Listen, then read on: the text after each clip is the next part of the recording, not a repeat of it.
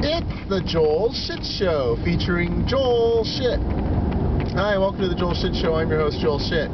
So as they say in Iowa, it's fixing to rain. Maybe a couple more hours. It's getting pretty dark out. Although, when storms come in, every cloud has a silver lining because the sun is behind the clouds. See how that works?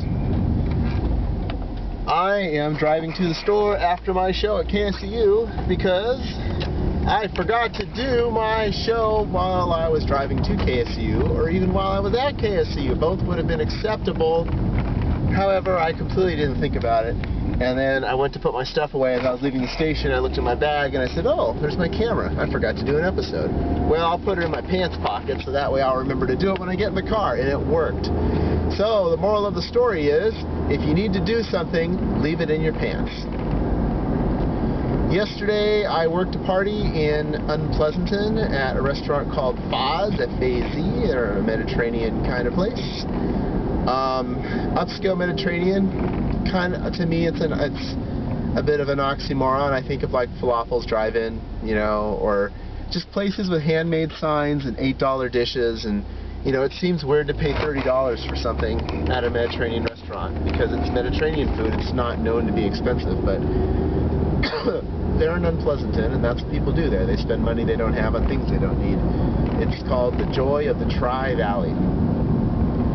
So it was a holiday party for Daymon, D-A-Y-M-O-N, which I guess is just Monday with the 3 letters in the front put in the back. They are some kind of marketing firm. They do branding, consulting, and stuff. Basically, they use the verb leverage in every sentence, as I said last night. Definitely a marketing crowd. You could tell they were all there to get hammered and have a good time. It's funny to see an entire company as opposed to just a department of a company act that way. But the people were great. Everyone had a good time. As far as dealing goes, I think it's pretty safe to say that I've got craps figured out from a dealer perspective without any problem. I went out of order a couple of times, but that will fix itself over time. But knowing payouts and everything worked out pretty well. We never rotated. I was on one side the whole time. I was never on stick, so I'll have to do my new call for rolling a 2 some other time. But it will happen probably next weekend because I'll probably be doing 2 parties next weekend too. And we didn't get breaks, and there weren't enough chips, but we managed to make it work. What didn't help is that the dice were really hot. I mean, it was really close to a worst-case scenario. I mean, it was really something. So we were there from 8 until midnight, right, because we showed up at 7:30 and we had a 4-hour shift. The dice went around the table once. So you always start with the dice to the dealer's left, the stick man's left, okay? And so that was our first shooter. Happened to be, well, yeah, you start where the first shooter's standing, I guess. But the first shooter showed up on the dealer's left, and we gave her the dice.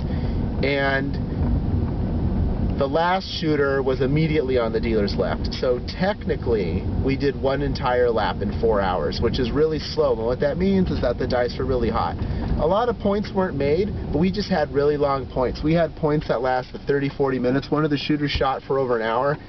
I mean, we gave a lot of fake money out. And so it was a real challenge because I had people making come bets, I had people making field bets, place bets, line bets, even some don't betters, although the don't betters never laid any odds, so that made it easier for me. But it was a very, very crazy night, and I had all of my spots full on the right side for most of the night because the client didn't order enough tables. So all the tables were packed. And I made it work. That's the thing that matters. I made it work. We all did. We worked as a team, and we all had a good time, and, you know, fantastic. So that ran late, and then there was construction on 680, and I got home really late, and I fell asleep really late, and I woke up really late, and I have to be at work in 15 hours, and I still have to eat. I haven't eaten today. I just didn't remember to do it before I left because I wasn't hungry, and now I'm frickin' starving. But I have other things to do. I need to go to Nob Hill and buy groceries for the week. I have a lot of shit to do, so it is what it is, and that's all it will ever be. That's it. So I'm driving to Nob Hill now. But it was a pretty crazy night. It was a lot of fun. Yeah, I guess that'll do it. That's all the time we have for today. Visit us on the web at joelshitshow.com. Email Joel at joelshitshow.com.